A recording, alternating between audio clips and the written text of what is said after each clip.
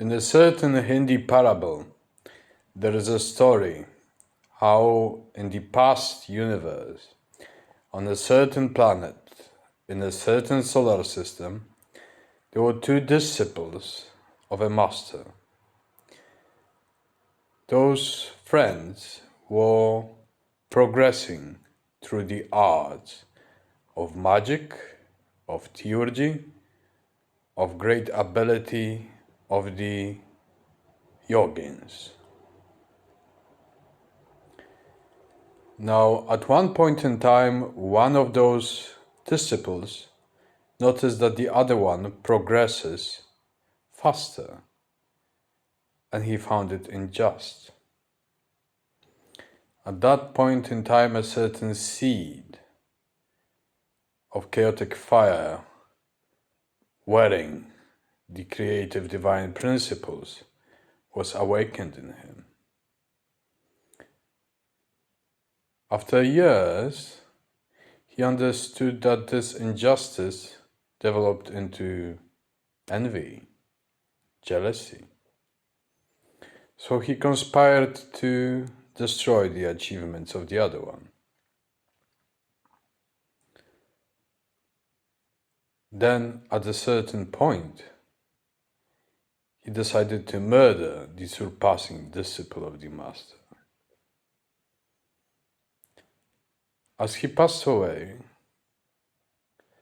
gathering the powers that were taught and the powers of kleshas, the unvirtues, the taints, the poisons,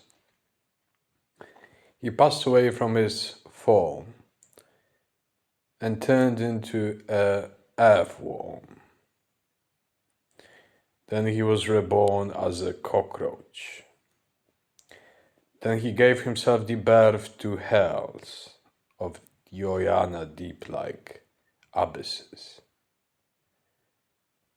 Then he was born as a hell being, then as a demon. Then as his wrath continued, he gathered the armies of hell and defeated the kings of hell, solidifying the commands.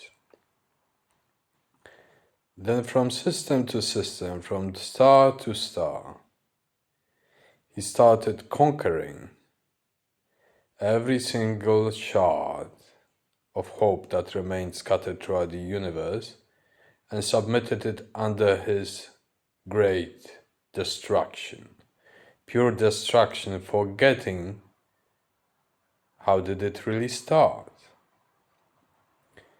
At the very end, he challenged the gods and Brahma himself. And after a great battle, the Ragnarok of the past universe, he exterminated the gods and then destroyed the universe. The abyss was triumphant everywhere.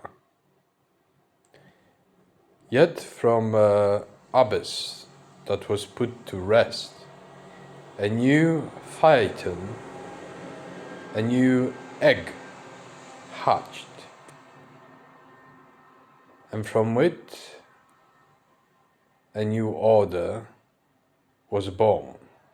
And from above this chaos and in serpentine Arab, there the lords of the universe that were unconquerable by the chaotic fires appointed that disciple that turned into emperor of evil, destroying the universe, as Rudra, to be the new Vishnu of this universe, the one guarding order, regeneration, and being cursed to see it fall by the very same naughtiness that he was participating in the past universe. Now, what is the reason of this parable? It is that no matter where you are, across galaxies, stars, and the solar system on Earth, there is always a certain beginning. A beginning of a thread call it karma, call it fates, destinies, or the absolute word, it is called destiny of Adrasteya. That you can cut short when it takes root, or pursue it until the very end. But even if you will be reborn as a worm, as a demon, as a general of hells, as an empire of the forces of typhonic chaos destroying this universe,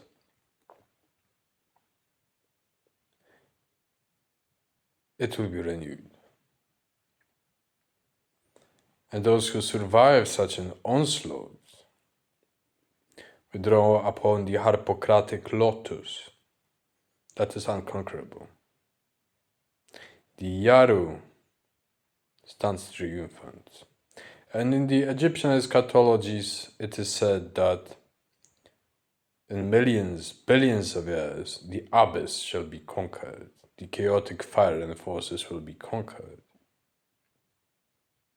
Perhaps to repeat the spectacle, what is the sense then?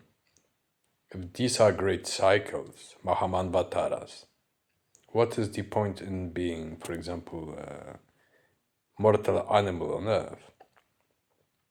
Well, in such long spans as hundreds of billions of years, you do not want to consign yourself to great sufferings, and you do not want to pull others into great sufferings.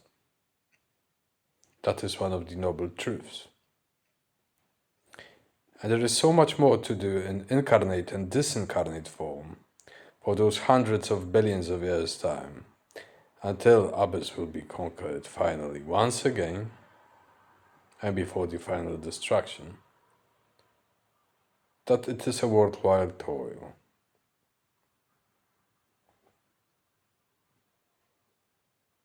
The spectacle repeats itself. The echoes of fallen worlds speak on Earth too. Thank you.